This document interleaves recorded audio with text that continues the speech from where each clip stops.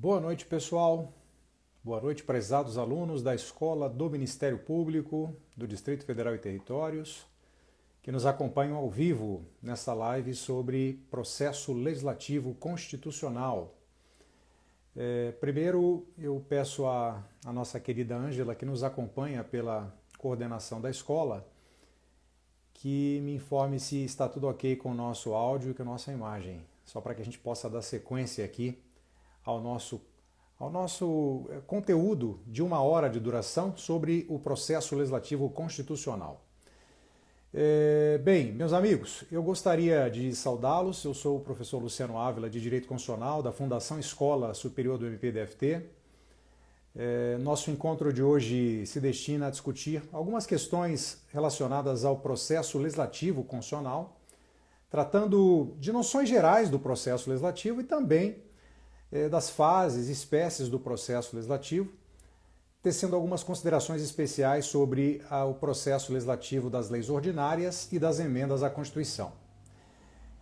Eu gostaria então de agradecer a todos aí pelo comparecimento, a todos que nos acompanham ao vivo. Nossa live terá 1 hora de duração exatamente, e eu devo encaminhar um material de apoio a todos na sequência, tão logo encerrada essa gravação, através do link da bio. Vocês vão conseguir acessar o material todo. Não precisam se preocupar em copiar nada, portanto, porque vai estar tudo disponibilizado para vocês. Tá bem? Meus amigos, parece que está tudo ok com o som, é isso? Está tudo ok com o áudio? A imagem está ok? Transmissão tudo ok? Podemos começar? Eu não sei se a Ângela consegue me ouvir daqui, mas parece que está tudo ok, né? Bom, se está tudo ok, eu quero dar início ao nosso conteúdo, já que nós dispomos de apenas 1 horinha, tem que ser certeiro aqui para não encerrar a gravação sem salvar. Ok, Ângela, podemos começar então. Ótimo. Maravilha. Meus amigos, veja só, esse é um dos temas top 10 dos concursos públicos atualmente, o devido processo legislativo constitucional. Toda prova de constitucional que se preze vai cobrar esse assunto na primeira, segunda ou terceira etapa de um concurso. Então, eu quero trazer aqui para vocês os principais aspectos que se relacionam ao devido processo legislativo na doutrina e na jurisprudência atual do STF. Tá bem? Primeiro tópico que eu quero trabalhar com vocês aqui diz respeito ao conceito de processo legislativo. O processo legislativo hoje é o conjunto de normas constitucionais e infraconstitucionais que vai disciplinar os mecanismos de elaboração, estruturação, redação e técnica das normas jurídicas. Técnicas de redação legislativa das espécies normativas primárias existentes no nosso ordenamento jurídico. Bom, uma questão que já se coloca de plano é saber se essas normas constitucionais de processo legislativo constituem ou não cláusulas pétreas. Uma emenda à Constituição pode alterar as disposições do artigo 59 ao 69 da Constituição? Na verdade, tem-se entendido que, tirante as normas que regulam o processo legislativo das emendas à Constituição, portanto, os limites formais, procedimentais, a aprovação de emendas à Constituição, assim como as cláusulas pétreas, tirante as normas que disciplinam, portanto, a reforma constitucional, todas as demais normas de processo legislativo constitucional do 59 ao 69 podem sim ser objeto de alterações no âmbito constitucional. Portanto, não constituem cláusulas pétreas as normas que regulam o devido processo legislativo. Exceção feita às normas que disciplinam o devido processo legislativo de reforma da Constituição. Ok? As demais podem ser alteradas, tá? Então, o processo legislativo das leis ordinárias, das leis complementares, podem ser sim alterados através de emendas à Constituição. Bem, as espécies normativas primárias do nosso ordenamento jurídico são aquelas que estão previstas no artigo 59, sendo elas as emendas constitucionais, leis complementares, leis ordinárias, leis delegadas, medidas provisórias, decretos legislativos e resoluções. Essas são chamadas espécies normativas primárias justamente porque são constitutivas de direito novo. Elas inovam na ordem jurídica, através delas são criados novos direitos, obrigações, e não através das espécies normativas secundárias. As espécies normativas secundárias ou infralegais se distinguem das primárias justamente porque as primeiras não inovam no ordenamento jurídico. Nós só temos inovação no ordenamento jurídico a partir das espécies normativas primárias tipificadas pelo artigo 59 da Constituição. As espécies normativas secundárias ou infralegais não são constitutivas de direito novo, portanto, como é o caso dos decretos regulamentares e dos regulamentos em geral, que se destinam a conferir fiel aplicação à lei, mas eles não têm o potencial de inovar no ordenamento jurídico. Agora, atenção para o detalhe, pessoal. As normas do processo legislativo brasileiro estão previstas no plano constitucional do 59 ao 69, mas não se limitam à Constituição. Nós temos também normas de processo legislativo no plano infraconstitucional. Por exemplo, a Lei Complementar 95/98 veio a disciplinar e regulamentar o 59, parágrafo único da Constituição. Isso mesmo, o 59, parágrafo único da Constituição exigia uma lei complementar infraconstitucional que deveria disciplinar outros aspectos do processo legislativo brasileiro. E essa Lei Complementar 95/98 veio, portanto, a regulamentar o 59, parágrafo único, trazendo outras disposições relacionadas ao processo legislativo brasileiro. Portanto, hoje nós temos, integrando o conjunto do processo legislativo brasileiro, a Constituição do 59 ao 69, a Lei Complementar 95/98 e a Lei de Introdução às Normas no Direito Brasileiro, formando um conjunto sistemático que vai reger o processo legislativo brasileiro, disciplinando normas de redação, elaboração, técnica legislativa. Todas essas normas conjugadas formam um verdadeiro microsistema de processo legislativo constitucional brasileiro. Bem, prestem atenção nesse detalhe fundamental para a sua prova de concurso. Você que está interessado em seguir carreiras jurídicas aí, presta atenção porque essa cai em praticamente todas as provas. Olha só, essas normas de devido processo legislativo constitucional são tão valiosas que, segundo o STF, os parlamentares têm direito líquido e certo de participar de um devido processo legislativo constitucional. Um processo legislativo rígido, escorreito, sem máculas, um processo legislativo em conformidade com as disposições constitucionais. E sempre que o parlamentar atento, que participa ativamente do processo legislativo, vislumbrar algum vício grave na tramitação do processo legislativo, algum vício formal grave de inconstitucionalidade, ele pode se valer do remédio do mandado de segurança para instaurar um controle jurisdicional preventivo de constitucionalidade perante o STF. O Supremo pode chegar ao ponto até de trancar um processo legislativo formalmente viciado.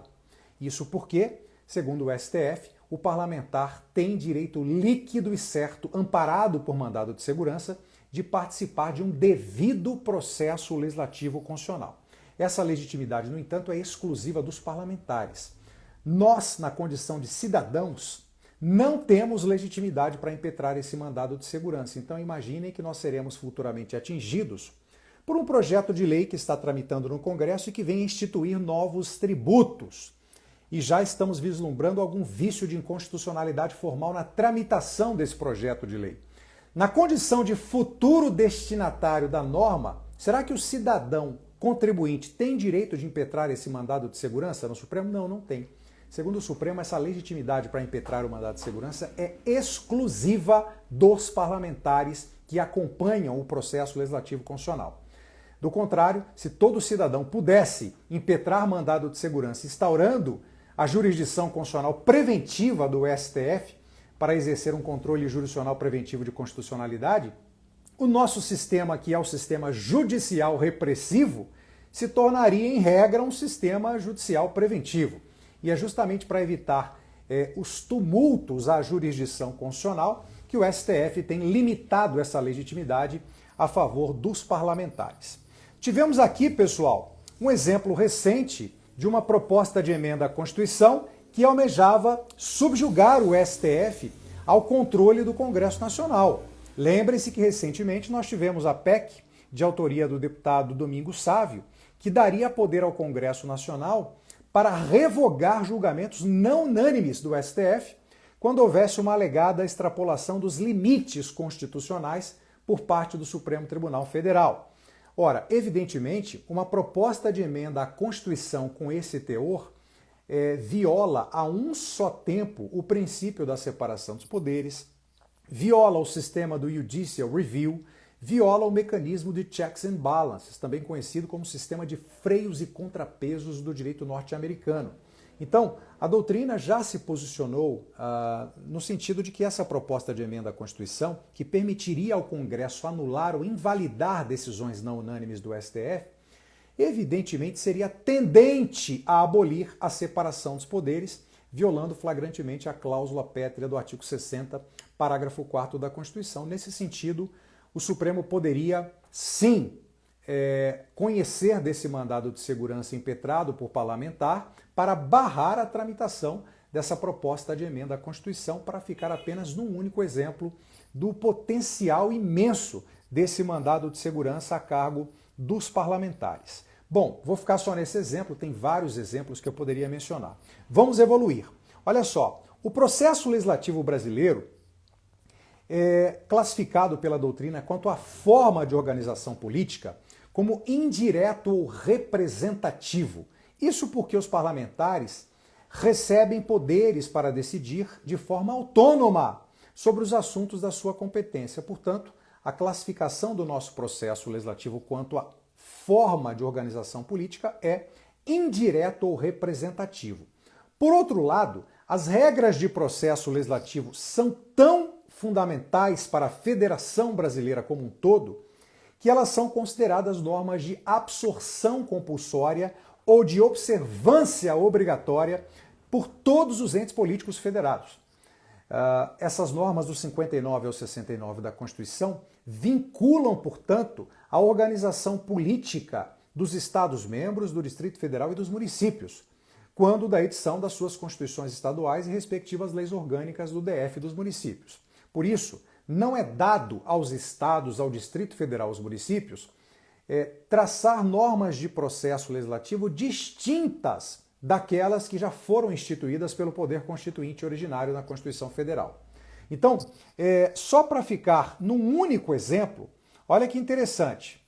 Não pode a Constituição estadual, isso cai muito em prova, criar novas hipóteses de reserva de lei complementar, mas apenas tratar de matérias que a própria Constituição estabeleceu a exigência de lei complementar.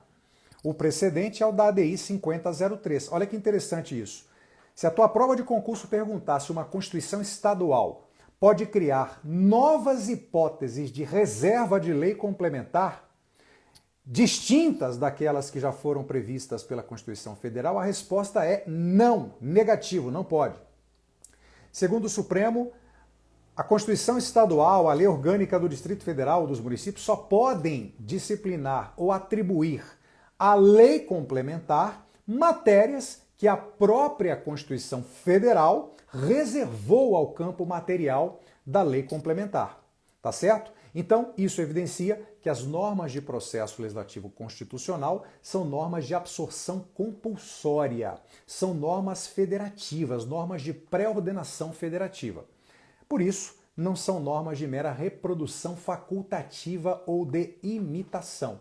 Uma Constituição estadual não pode, por exemplo, prever que o quórum para aprovação de lei ordinária estadual é de maioria absoluta, ou que o quórum para aprovação de lei complementar estadual é de maioria simples, porque isso subverteria o processo legislativo constitucionalmente estabelecido pelos artigos 59 a 69. Quais seriam as espécies de processo legislativo existentes no nosso sistema jurídico constitucional? Bom, a doutrina vai dividir o processo legislativo brasileiro em 3 espécies. Então nós temos, primeiro, o processo legislativo ordinário, que é aquele que se aplica para a aprovação das leis ordinárias. Temos o processo legislativo sumário, que também é chamado de regime de urgência constitucional.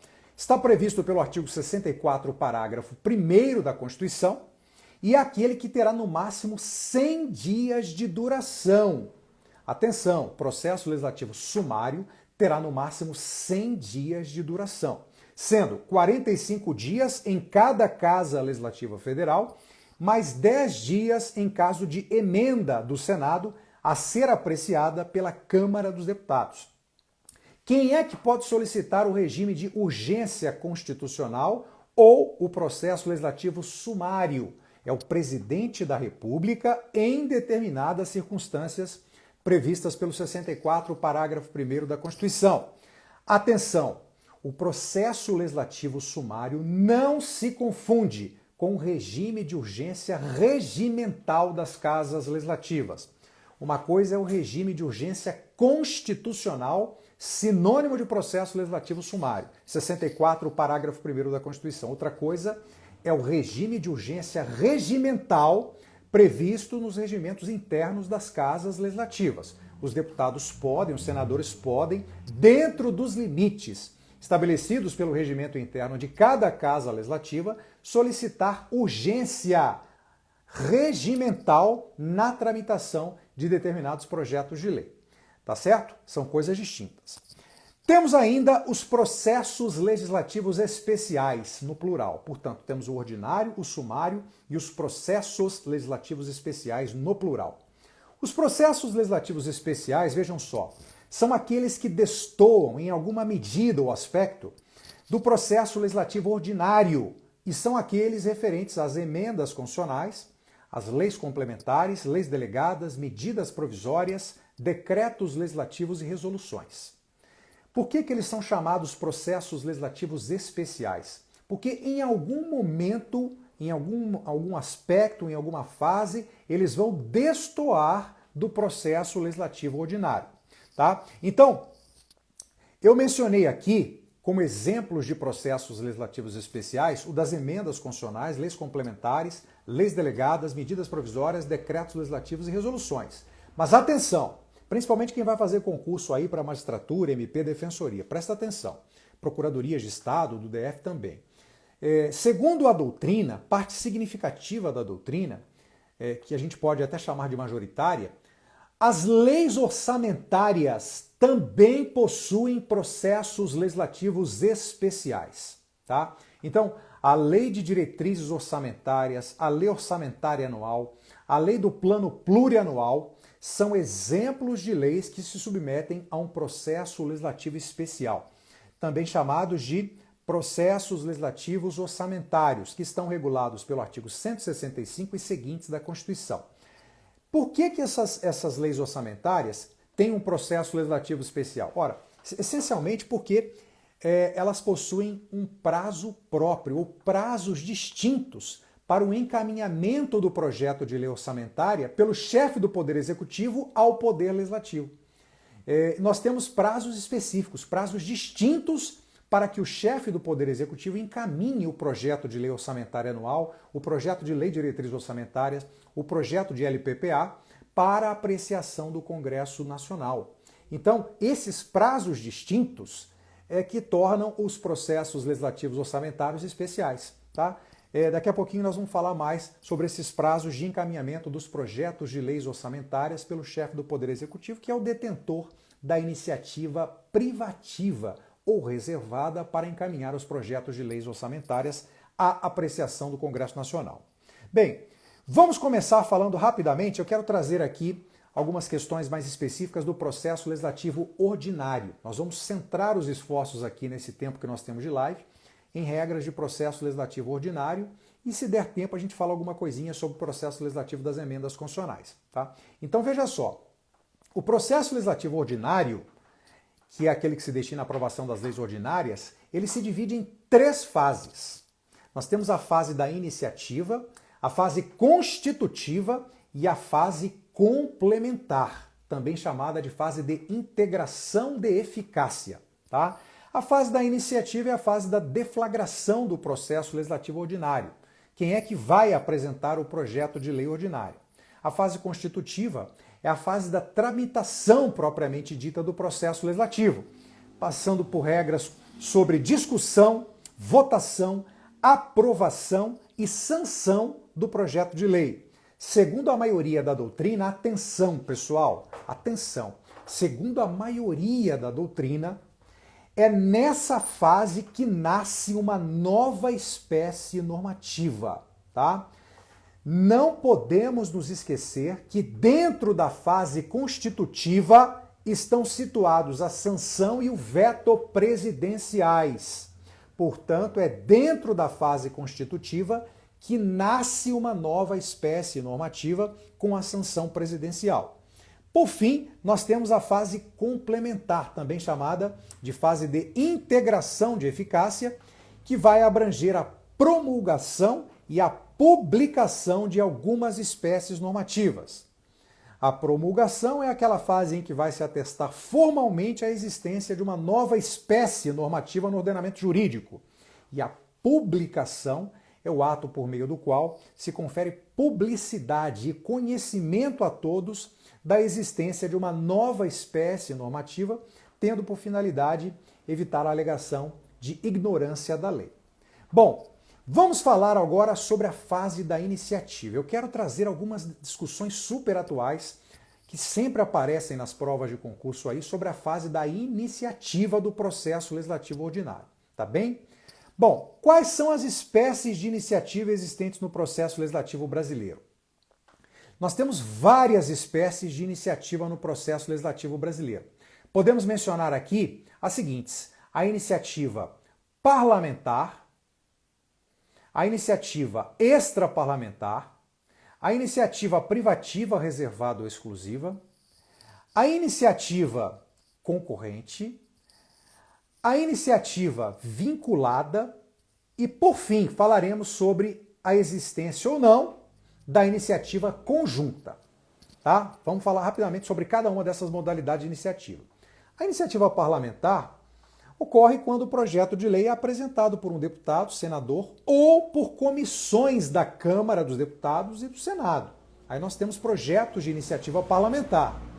Já os projetos de iniciativa extraparlamentar são aqueles que derivam de outros órgãos, autoridades ou entes que não sejam parlamentares, como, por exemplo, projetos de lei de iniciativa privativa do Presidente da República, do STF, projetos de lei de iniciativa do Judiciário, do STF, do PGR e também a iniciativa popular, que é uma forma de iniciativa extraparlamentar.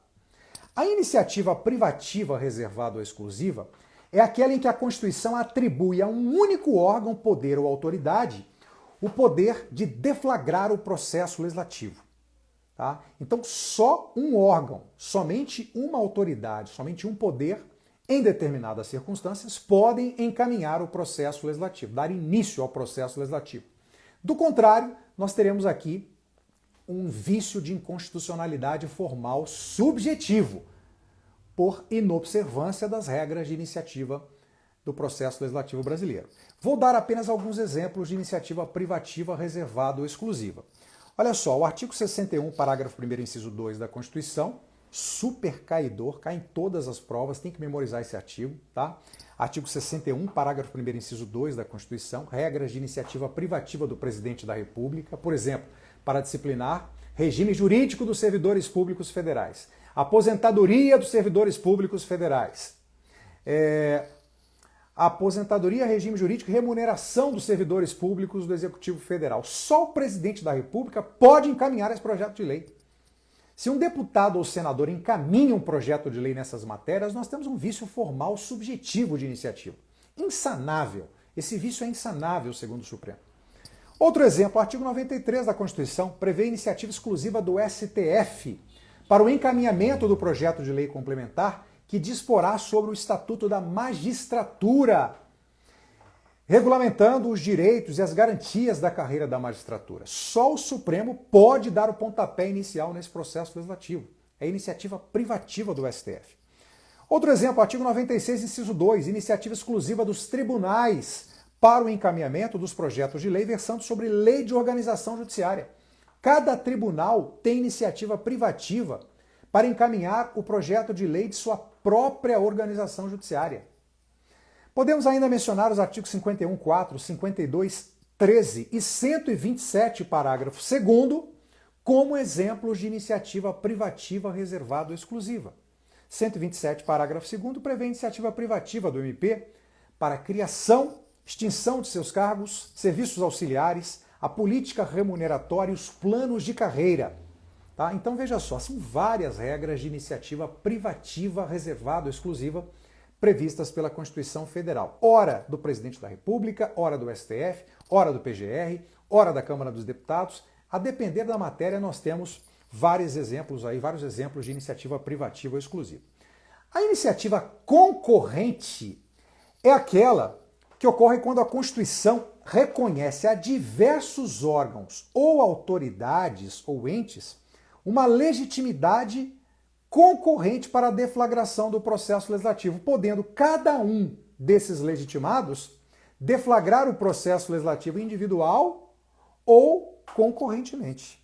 Tá? Eles podem encaminhar o projeto de lei individualmente ou concorrentemente. Tá? Não tem problema. Nós temos vários exemplos de iniciativa concorrente, como eu vou mencionar no transcorrer dessa apresentação ainda. Olha essa pergunta de prova. Professor, ainda existe iniciativa conjunta na Constituição Federal? Ainda existe algum exemplo de iniciativa conjunta na Constituição Federal? Bom, essa era uma espécie de iniciativa prevista pela Constituição e quando se exige a manifestação da vontade de mais de um órgão ou poder para o encaminhamento de um determinado projeto de lei. Nós tínhamos o exemplo, pessoal, anterior da redação do artigo 48, inciso 15 da Constituição, antes da emenda 41 de 2003. Olha que exemplo interessante. O artigo 48, inciso 15 da Constituição previa, antigamente, que o projeto de lei para a fixação do teto do funcionalismo público, o teto remuneratório do funcionalismo público, deveria ser alvo de uma iniciativa conjunta dos presidentes dos três poderes. Faltando um deles, se um deles não encaminhasse o projeto de lei conjuntamente com os demais presidentes dos poderes, esse projeto de lei nascia formalmente inconstitucional. Então exigia-se a apresentação do projeto de lei de iniciativa conjunta do presidente do STF, do presidente do Congresso, do presidente da República, para a fixação do teto remuneratório do Serviço Público Federal. Acontece que a emenda 41 de 2003 alterou a redação do 48, inciso 15, e o subsídio, o teto do serviço público, o teto remuneratório, passou a ser o subsídio de um ministro do STF, a ser encaminhado pelo próprio STF ao Congresso através de um projeto de lei. Então hoje nós não temos mais exemplos de iniciativa conjunta na Constituição Federal. Só que as provas de concurso continuam perguntando se nós já tivemos exemplo de iniciativa conjunta na Constituição de 88. Sim, tivemos este exemplo anterior à emenda 41 de 2013. Tá bem? E a iniciativa vinculada, professor, o que é isso? Bom, iniciativa vinculada é aquela que ocorre quando a Constituição obriga o legitimado ativo, o legitimado do processo legislativo, a encaminhar determinado projeto de lei. Ele está obrigado, ele não tem a faculdade de encaminhar um projeto de lei, ele tem o dever, a obrigação de apresentar um determinado projeto de lei. Tá? Então veja, às vezes a Constituição impõe ao legitimado apresentar o projeto de lei dentro de um determinado lapso temporal estabelecido pela própria Constituição. Querem ver alguns exemplos? Iniciativa das leis orçamentárias de novo. LOA, LDO, LPPA. Lei Orçamentária Anual, Lei de Diretrizes Orçamentárias, Lei do Plano Plurianual. A Constituição Federal impõe ao chefe do Poder Executivo a obrigação de encaminhar os projetos de leis orçamentárias dentro de determinados prazos. Que prazos são esses? Esses prazos estão lá no artigo, estão previstos lá no artigo 166, parágrafo 6º, que, no entanto, faz menção à exigência de uma lei infraconstitucional que deverá fixar esses prazos. Então, olha só, o 166, parágrafo 6º, remete à lei complementar a regulamentação dos prazos de encaminhamento dos projetos de leis orçamentárias. Ocorre que essa lei complementar não foi aprovada até hoje. Até hoje não existe essa lei complementar. Com isso, os prazos para o encaminhamento dos projetos de leis orçamentárias pelo chefe do Poder Executivo continuam sendo regidos pelo ADCT, artigo 35, parágrafo 2º do Ato das Disposições Constitucionais Transitórias. O Supremo manda continuar aplicando o 35, parágrafo 2º do ADCT. Então, só a título de curiosidade, olha que interessante. O chefe do Poder Executivo Federal tem para encaminhar o projeto do plano plurianual para a vigência até o final do primeiro exercício financeiro do mandato presidencial subsequente, ele tem até 4 meses antes do encerramento do primeiro exercício financeiro para encaminhar o projeto do plano plurianual, devendo este ser devolvido para a sanção até o encerramento da sessão legislativa. O projeto de lei de diretrizes orçamentárias, LDO, deve ser encaminhado pelo chefe do Executivo Federal até 8 meses e meio antes do encerramento do exercício financeiro e devolvido para a sanção até o encerramento do primeiro período da sessão legislativa. E, por fim, o projeto de lei orçamentária anual, a LOA, será encaminhado até 4 meses antes do encerramento do exercício financeiro e devolvido para a sanção até o encerramento da sessão legislativa. Enquanto não sobrevém essa lei complementar regulamentando os prazos de encaminhamento dos projetos de leis orçamentárias, o Supremo tem mandado aplicar o artigo 35, parágrafo 2º do ADCT. Temos aí um exemplo de iniciativa vinculada, portanto. Tudo bem? Bom, quero trazer outras discussões que envolvem a iniciativa privativa reservada ou exclusiva. Primeiro lugar, todas essas questões que eu vou mencionar a partir de agora, todos esses pontos foram extraídos de provas de concursos. Então fiquem atentos a esses pontos. Não se preocupem em anotar nada. Esse material vai ser todo encaminhado para vocês ao final da aula através do link da bio da escola, tá bem? Olha só.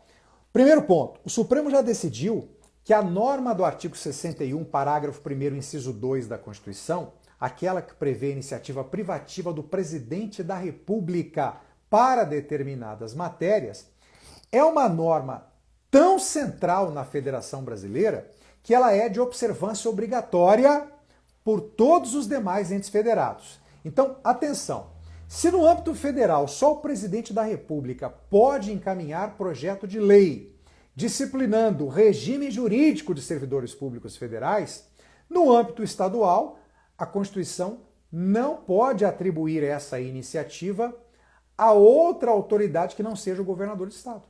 Só o governador poderá encaminhar projeto de lei disciplinando o regime jurídico dos servidores públicos estaduais. Da mesma forma, nos municípios, só os prefeitos poderão encaminhar à Câmara de Vereadores projeto de lei disciplinando o regime jurídico dos servidores públicos municipais. Também assim, iniciativa de projeto de lei versando remuneração de servidores públicos federais, aposentadoria de servidores públicos federais, as mesmas normas são aplicáveis por simetria federativa no âmbito das constituições estaduais e leis orgânicas dos municípios e do Distrito Federal. Ou seja, a Constituição do Estado, a lei orgânica do DF dos municípios não podem atribuir iniciativa nessas matérias aos parlamentares, sob pena de inconstitucionalidade formal. Tá bem? Vamos avançar. Tem muita coisa boa e importante para ser vista aqui, pessoal. Segundo ponto que eu quero trabalhar com vocês, que aparece muito nas provas. Mentalize a seguinte situação. Professor, imagine que no Distrito Federal, um deputado distrital ou alguns deputados distritais se reúnam e encaminhem uma emenda, uma proposta de emenda à lei orgânica do DF, para disciplinar uma matéria que, pela via do processo legislativo ordinário, seria de iniciativa privativa do governador do Distrito Federal. Tá? A gente pode generalizar esse argumento. Imagina que seja deputados estaduais de uma Assembleia Legislativa Estadual de São Paulo se reunindo porque são oposição ao governo e como o governador não encaminha o projeto de lei ordinária disciplinando aqueles temas de sua iniciativa privativa, os deputados oposicionistas se reúnem e encaminham uma proposta de emenda à Constituição Estadual para disciplinar aquela matéria em relação à qual o governador não dá o pontapé inicial no processo legislativo ordinário. Perguntas: essa iniciativa dos parlamentares é constitucional? Eles podem disciplinar, por emendas à Constituição Estadual, de iniciativa parlamentar, matérias que são de iniciativa privativa do governador no processo legislativo ordinário? Não podem. Presta atenção nisso.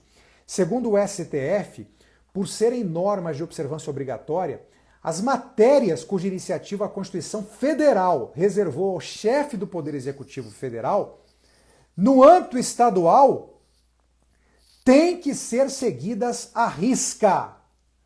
Portanto, não podem os deputados distritais ou estaduais burlar essa regra de iniciativa encaminhando propostas de emenda à Constituição Estadual / Lei Orgânica do DF para disciplinar aquelas mesmas matérias. O Supremo não admite esse subterfúgio que configura uma verdadeira burla à regra de iniciativa privativa do chefe do Poder Executivo. O precedente é o da ADI 2966, relator ministro Joaquim Barbosa. Não são admitidas propostas de emenda à Constituição Estadual para disciplinar matérias de iniciativa privativa do governador de estado no processo legislativo ordinário. Tudo bem? Agora, vamos imaginar outra situação agora. Projeto de lei de iniciativa privativa do presidente da República. O presidente não encaminha o projeto de lei. Aí um parlamentar federal, um deputado federal ou senador encaminha um projeto de lei sobre aquela matéria. O processo legislativo tramita, chega à sanção presidencial, o presidente ali não se depara com aquele vício de iniciativa, ele não consegue detectar aquilo de plano e sanciona. Ele sanciona um projeto de lei de iniciativa parlamentar, apesar do vício flagrante de inconstitucionalidade formal subjetiva. A pergunta é a seguinte: a sanção presidencial supre o vício de iniciativa? Não, não supre. O Supremo já entendeu que o vício de iniciativa não pode ser convalidado, nem mesmo quando houver sanção do presidente da República ao projeto de lei que deveria ser da sua própria iniciativa privativa. Portanto, o vício de iniciativa é insanável. Uma vez ocorrido na origem, ele contamina todo o processo legislativo. O processo legislativo deverá ser iniciado da estaca zero. Ok? Outro questionamento comum nas provas. É possível, professor, a introdução de emendas parlamentares nos projetos de lei de iniciativa exclusiva do chefe do Poder Executivo?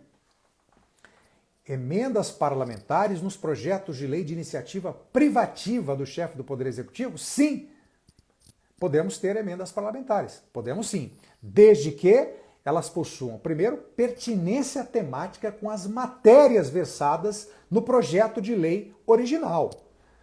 Ou seja, veda-se aqui a prática do contrabando legislativo. Se o projeto de lei originário versava sobre regime jurídico dos servidores públicos federais, iniciativa privativa do presidente da República, não pode um parlamentar apresentar uma emenda a esse projeto de lei para disciplinar a alienação fiduciária em garantia, que não tem nada a ver com o regime jurídico dos servidores públicos federais. Isso é o tal do contrabando legislativo, emenda jabuti, isso é vedado. Então, primeiro limite para a introdução de emendas parlamentares a projetos de lei de iniciativa privativa do presidente da República é que haja pertinência temática com as matérias versadas no projeto de lei original. Segundo requisito, não podem as emendas parlamentares implicar aumento de despesa pública, ressalvado o disposto no artigo 166, parágrafos 3º e 4º da Constituição, ou seja, para a correção de meros erros ou omissões na redação. São dois os requisitos para a introdução de emendas parlamentares a projetos de lei de iniciativa privativa do presidente da República, portanto, pertinência temática e não podem implicar aumento de despesa. Olha essa questão, meus amigos. Essa aqui é fantástica para cair na tua prova, hein? Olha só. Existe iniciativa legislativa privativa em matéria tributária? Existe iniciativa privativa em matéria tributária? Bom, se vocês lerem de forma assodada, apressada, o 61, parágrafo 1º, inciso 2, a linha B da Constituição, pode parecer que existe iniciativa privativa em matéria tributária. Vocês podem crer, de forma equivocada, numa leitura assodada, que só o presidente da República pode encaminhar projeto de lei disciplinando matéria tributária federal. É um equívoco. O STF, interpretando o 61, parágrafo 1º, inciso 2, a linha B, concluiu que a leitura teleológica e sistemática desse artigo impõe concluir que a matéria tributária ali referida é somente a matéria tributária dos territórios federais. Portanto, o presidente da República só tem iniciativa privativa em matéria tributária atinente aos territórios federais. Nos demais casos, matéria tributária da União, a iniciativa legislativa, é do tipo concorrente. A iniciativa para encaminhar projetos de lei em matéria tributária da União é concorrente entre o presidente da República, deputados, senadores, podendo mesmo resultar excepcionalmente até da via da iniciativa popular, segundo a doutrina especializada. Olha que interessante, hein? Então, matéria tributária dos territórios federais, só o presidente da República pode encaminhar projeto de lei ao Congresso Nacional. Matéria tributária da União, a iniciativa não é privativa do presidente da República, é concorrente entre o presidente e os parlamentares, podendo resultar até mesmo de iniciativa popular, segundo a doutrina tributária especializada. Tá? Olha, essa matéria é de absorção compulsória. Portanto, no âmbito dos Estados-membros, quem é que tem iniciativa tributária nas matérias tributárias estaduais? A iniciativa é do tipo concorrente, não é privativa do governador. Portanto, governador, deputados estaduais e, excepcionalmente, até pela via da iniciativa popular, é possível o encaminhamento de projeto de lei em matéria tributária estadual, porque a iniciativa é do tipo concorrente. Tá certo? Nos municípios, mesma coisa. No Distrito Federal, a mesma coisa. Agora, não confundam matéria tributária com matéria orçamentária. Matéria orçamentária é diferente. Olha o que o Supremo decidiu, depois vocês vão conferir no material que eu vou enviar aí para vocês, no precedente do ARE 743480, relator ministro Gilmar Mendes, decidido pelo Pleno do STF, tema 682, e também na ADI 3796. Olha o que o Supremo afirmou, presta atenção nisso. Não confundir matéria tributária com matéria orçamentária. Não incide na espécie o artigo 165 da Constituição, que prevê a iniciativa privativa do Poder Executivo para encaminhar projetos de lei orçamentária, uma vez que a restrição nele prevista limita-se às leis orçamentárias, como LOA, LDO e LPPA, e não alcança os diplomas que aumentem ou reduzam exações fiscais. Ainda que acarretem diminuição das receitas arrecadadas, as leis que concedem benefícios fiscais, tais como isenções, remissões, redução de base de cálculo ou alíquota, não podem ser enquadradas entre as leis orçamentárias, a que se referem o artigo 165 da Constituição. Portanto, o que está sendo dito aqui nesse julgamento pelo Supremo é que não existe iniciativa privativa do presidente da República em matéria tributária federal. Essa iniciativa é do tipo concorrente, ainda que se trate de projeto de lei tributária que venha a aumentar ou reduzir exações fiscais, concessão de benefícios fiscais, isenções, remissões, redução de base de cálculo ou alíquota, porque não se confunde matéria tributária com matéria orçamentária. Tudo bem? Bom, tá corrido, né? Mas tem que ser corrido, porque senão a gente não consegue ver boa parte dos assuntos que eu queria compartilhar com vocês nessa live. Deixa eu só tomar uma aguinha aqui que eu tô com a boca seca. Meus amigos, olha só. Cabe iniciativa popular em matéria reservada à iniciativa exclusiva de outros titulares? Olha a pergunta. Cabe iniciativa popular em matéria de iniciativa reservada à iniciativa exclusiva de outros titulares? Bom, de modo geral, o Supremo e a doutrina não têm admitido essa possibilidade. Portanto, onde a Constituição prevê a iniciativa privativa de uma autoridade, ou órgão, poder ou ente, ali nessas matérias descabe iniciativa popular. Tá? O único questionamento que vem surgindo mais recentemente, e até enfatizado pelo professor Pedro Lenza, é o que diz respeito à possibilidade ou não de iniciativa popular em matérias de iniciativa privativa do presidente da República. Aqui tem havido alguma discussão até na Comissão de Constituição e Justiça da Câmara dos Deputados a respeito dessa possibilidade. Ou seja, de se admitir a iniciativa popular em matéria de iniciativa privativa do presidente da República. Mas esse tema ainda não foi apreciado pelo STF, tá? Para as provas preambulares de concursos públicos, o entendimento que tem prevalecido amplamente para você assinalar na tua prova é o de que, genericamente, não cabe a iniciativa popular em matéria de iniciativa privativa ou reservada a outros órgãos ou entes que detêm essa iniciativa privativa. Tá bem? Outra questão extraída de prova de Ministério Público. Organização do Ministério Público da União e dos Estados. De quem é essa iniciativa legislativa?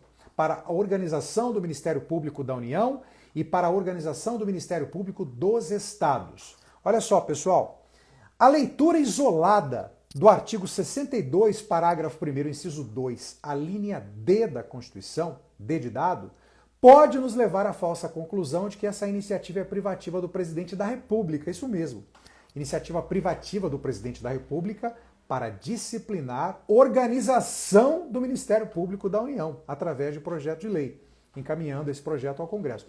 No entanto, o 128, parágrafo 5º da Constituição, prevê idêntica iniciativa para o Procurador-Geral da República. O Procurador-Geral da República também tem iniciativa para encaminhar projeto de lei disciplinando a organização do MPU, do Ministério Público da União.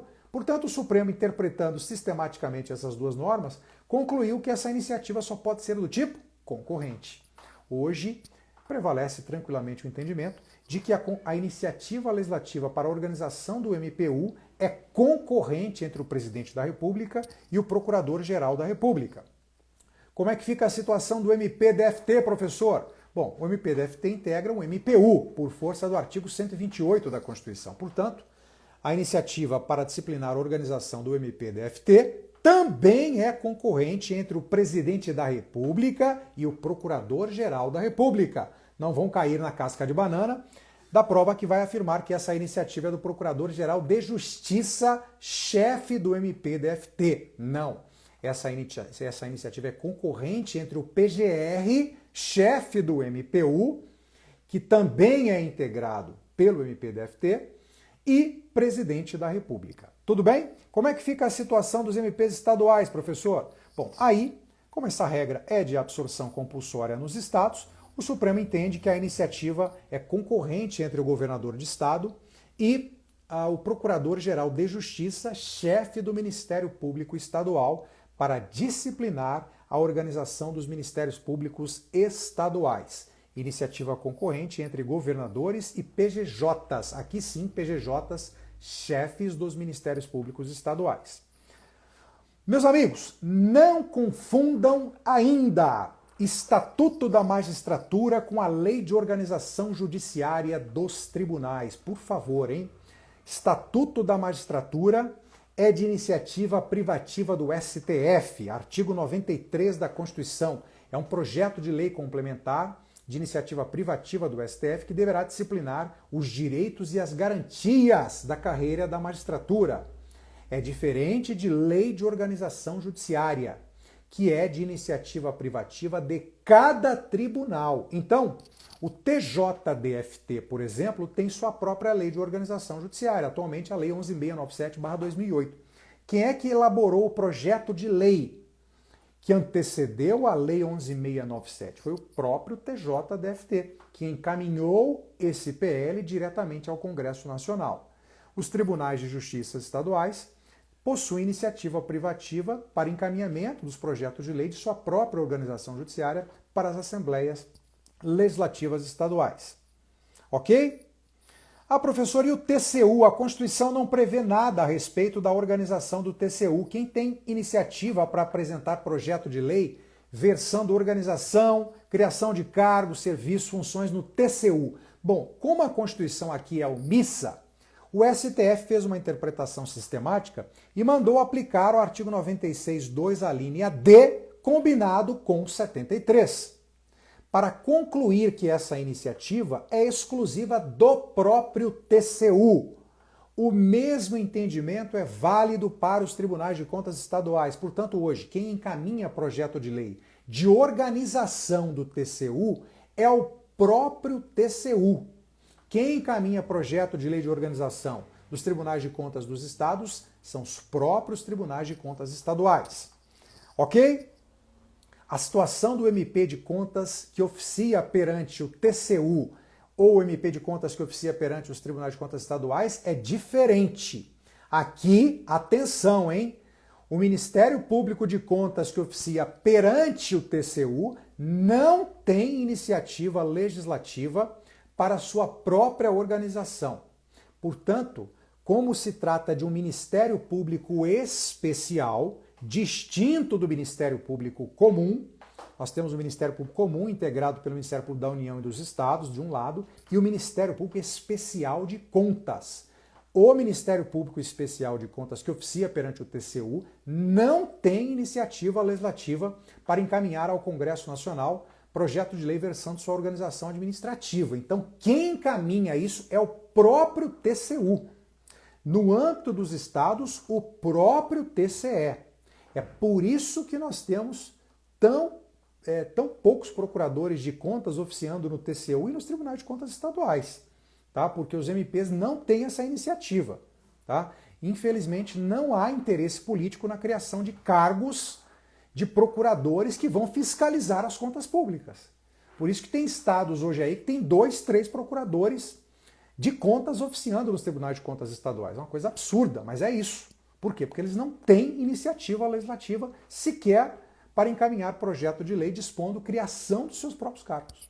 Tá certo? Esse é o entendimento atual do STF a respeito do tema. O Ministério Público de Contas é especial, é um Ministério Público que não tem sequer assento no CNMP. Eles têm algumas garantias, prerrogativas dos membros do Ministério Público Comum, mas eles não têm assento no CNMP, eles não possuem a iniciativa legislativa para o encaminhamento de projeto de lei orçamentária, não tem autonomia financeira, administrativa, não tem iniciativa para quase nada. É um Ministério Público especial, tá bem? Bom, dando sequência aqui, falamos da fase da iniciativa. Eu quero evoluir, pessoal. Eu vou me permitir nessa live, devido ao tempo reduzidíssimo que nos resta aqui, eu vou pular a fase constitutiva e a fase complementar, porque eu quero fechar isso com um tema mais importante. Eu quero fechar essa live com um assunto ainda mais importante. Qual seja um paralelo, um confronto entre a lei ordinária e a lei complementar. Eu vou falar o mais rapidamente possível, porque a nossa live está chegando no fim. Comparações entre lei ordinária e lei complementar. Ângela, me puxando a orelha aqui, que faltam só 5 minutos, Ângela. Vamos lá. Lei ordinária e lei complementar são distintas em quais aspectos? Lei ordinária pode disciplinar matéria de lei complementar e vice-versa? Existe hierarquia entre lei complementar e lei ordinária? Lei ordinária pode revogar lei complementar? Bom, vamos lá. Diferenças entre lei ordinária e lei complementar. Eu encerro isso em 5 minutos. 2 ordens. Primeira relativa ao quórum, segunda relativa à matéria. Lei complementar só pode ser aprovada com quórum de maioria absoluta, lei ordinária com quórum de maioria simples ou relativa. Né? Isso aí todo mundo sabe, é o básico. Agora, a diferença quanto à matéria é mais importante. Segundo o Supremo, a lei complementar tem o campo material reservado pela Constituição. As hipóteses de regulamentação da Constituição por meio de lei complementar estão taxativamente previstas na Constituição e foram criadas pelo Poder Constituinte originário ou podem vir a ser criadas pelo Constituinte reformador. São hipóteses pré-determinadas, as de reserva de lei complementar, portanto. Tem várias previstas na Constituição. Já a lei ordinária tem o seu campo material subsidiário ou residual. Tudo aquilo que não é reserva de lei complementar ou não é de outra espécie normativa primária pode ser disciplinado por lei ordinária. Portanto, trata-se de um campo material residual ou subsidiário da lei complementar e das demais espécies normativas ordinárias. Cuidado para não confundirem a lei complementar com a exigência de lei específica para determinadas matérias. Por vezes, a Constituição exige lei específica para disciplinar um determinado assunto. Por exemplo, o artigo 37, inciso 7º. O direito de greve dos servidores públicos deverá ser objeto de regulamentação através de uma lei específica. Essa lei específica é uma lei ordinária, não é uma lei complementar. Cuidado para não confundir lei específica com lei ordinária, tudo bem? Lei ordinária pode disciplinar matéria de lei complementar? Não, não pode, sob pena de inconstitucionalidade formal. E lei complementar pode disciplinar matéria de lei ordinária? Apesar de alguma oscilação inicial na doutrina e na jurisprudência, hoje se entende que lei complementar pode, sem absolutamente nenhum prejuízo, disciplinar matéria de lei ordinária.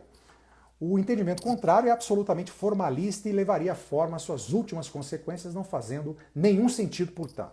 Existe hierarquia entre lei ordinária e lei complementar, professor? Aqui havia uma grande polêmica doutrinária, meus amigos. Havia quem entendesse, como por exemplo Bernardo Gonçalves Fernandes e Alexandre de Moraes, em doutrina, que haveria sim algum grau de hierarquia entre lei complementar e lei ordinária. O fundamento é o de que a lei complementar disciplina temas em relação aos quais o poder constituinte almejou deliberadamente atribuir uma maior estabilidade constitucional, evitando-se alterações casuísticas dessas matérias. Portanto, elas teriam maior prestígio. Elas gozariam de um maior prestígio normativo do que as leis ordinárias. Mas o STF já pacificou a orientação no sentido de que não existe hierarquia entre lei ordinária e lei complementar, de forma que existem apenas campos materiais distintos de incidência normativa, mas não hierarquia. Excepcionalmente, o STJ ainda decide que existe hierarquia entre lei complementar e lei ordinária, especialmente no campo tributário. Tá bem? Meus amigos, eu vou ter que encerrar por aqui. A Ângela já puxou minha orelha, sob pena da nossa live não continuar e não ser gravada. Eu queria agradecer a todos aí pela participação nessa iniciativa da Fundação Escola Superior do MPDFT. Espero contar com todos aí nos cursos da Fundação, que se iniciam em breve. Vocês vão ter um excelente arsenal aí de professores, materiais. Quero encaminhar esse material para vocês através do link da bio da escola. Espero encontrá-los em breve nos cursos da Fundação Escola. Foi uma grande satisfação encontrá-los. Obrigado pela paciência. Espero que essa live possa ter sido proveitosa para vocês, tá bem? Forte abraço a todos e nos vemos em breve.